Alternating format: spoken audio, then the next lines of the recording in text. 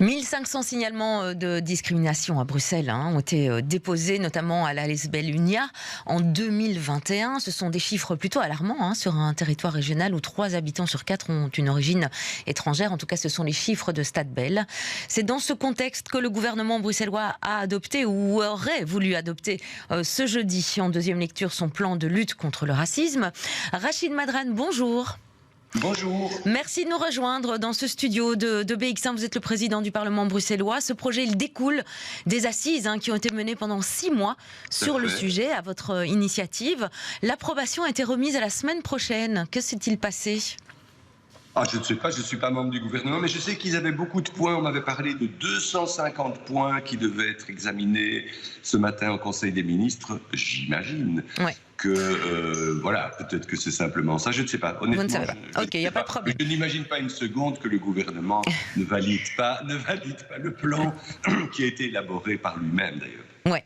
40 ans après la loi Moureau, vous aviez le sentiment que rien n'avait changé ? On ne peut pas dire que rien n'a changé, mais vous savez, la lutte contre le racisme, la lutte contre l'antisémitisme, c'est une urgence vitale pour nos sociétés. Et il faut sans cesse rappeler une chose, c'est que le racisme, ce n'est pas une opinion, c'est un délit qui est punissable par la loi.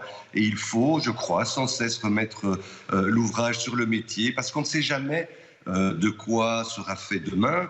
Et puis si vous regardez chez nous, mais si vous regardez dans nos pays voisins, c'est pas réjouissant, c'est même assez inquiétant. Vous regardez l'Italie, vous regardez la Pologne, vous regardez la Hongrie, même en Espagne, le parti Vox.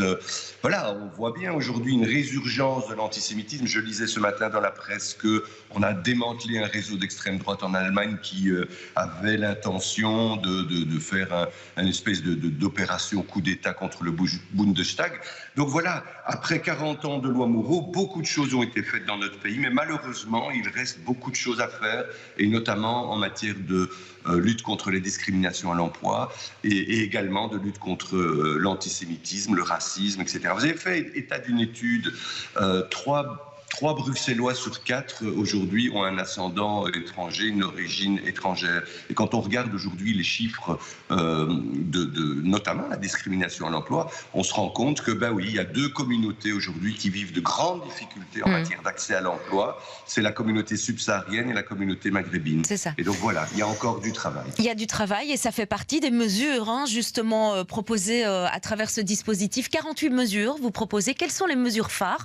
Vous venez d'en évoquer une. Quelles sont quelques-unes ? Il y en a beaucoup. Oui. Il y en a beaucoup. Au niveau des assises, on avait fait 207 recommandations. Ces 207 recommandations du Parlement ont été traduites en 48 recommandations, 48 fiches actions qui concernent l'ensemble du gouvernement.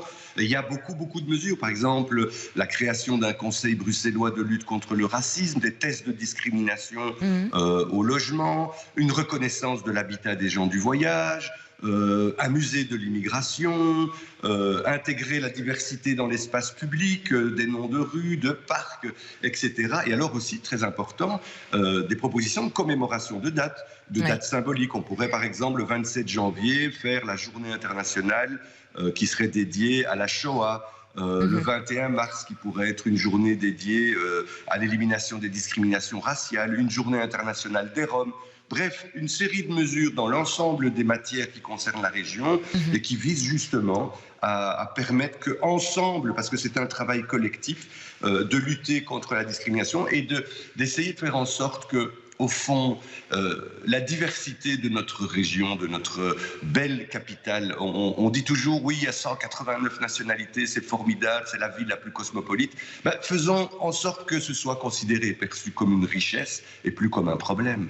Mais Rachid Madrane, quand vous parlez de toutes ces journées internationales, on est quand même dans l'ordre du symbolique. On a déjà fait, par exemple, des CV anonymes pour voir un petit peu la discrimination justement à l'embauche. Est-ce que vous pensez que ça n'a pas forcément porté ses fruits ? Est-ce que vous pensez qu'aujourd'hui, ce plan, ça va changer les choses ?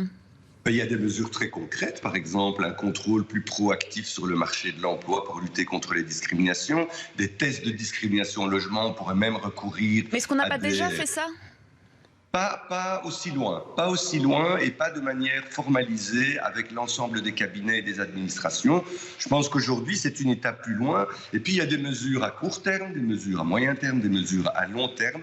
Et au fond, les assises et le projet, c'est la traduction d'une volonté politique aujourd'hui du gouvernement et du Parlement, de tous les responsables politiques, de s'engager plus concrètement. Ce sont vraiment des fiches actions, je ne peux pas toutes vous les citer, toutes les 48, mais je trouve vraiment qu'ils ont traduit de manière concrète ce qui avait été pensé au Parlement. Et donc, moi, je salue le gouvernement. Vraiment. Excepté la question des signes convictionnels dans l'emploi public. Là, ça a posé un problème.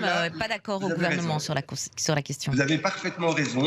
C'est pas seulement qu'il n'y a pas un consensus au niveau du gouvernement, c'est que la société est clivée. On l'a vu d'ailleurs dans les auditions qui ont eu lieu au Parlement. Il n'y a pas de consensus aujourd'hui, ni dans l'associatif, ni dans la population, ni dans le monde politique sur ces questions. C'est bien la raison pour laquelle je pense que, au fond, la prochaine majorité, je ne sais pas qu'est-ce qui sortira des urnes et qui sera à la table des négociations, mais en tout cas, j'ai la conviction que sur tous les grands sujets éthiques, il faudra qu'il y ait dans l'accord de majorité quelque chose, alors dans un sens ou dans un autre, mais en tout cas, ce sera la responsabilité des prochains négociateurs, ceux qui feront les prochains accords de majorité et déclarations de politique générale, d'intégrer ou non cela. Et donc, ça veut dire qu'à un moment donné, l'ensemble des formations politiques et la population devra clairement se positionner pour qu'on essaye de dégager un consensus. Il faut avoir l'honnêteté intellectuelle aujourd'hui de reconnaître que sur ces questions, il n'y a pas de consensus, ni dans la société civile, ni dans le monde politique. Oui, il y aura encore des débats assez animés. Merci beaucoup, Rachid Madran, de nous avoir rejoints. Je rappelle que vous êtes président du Parlement bruxellois. Merci.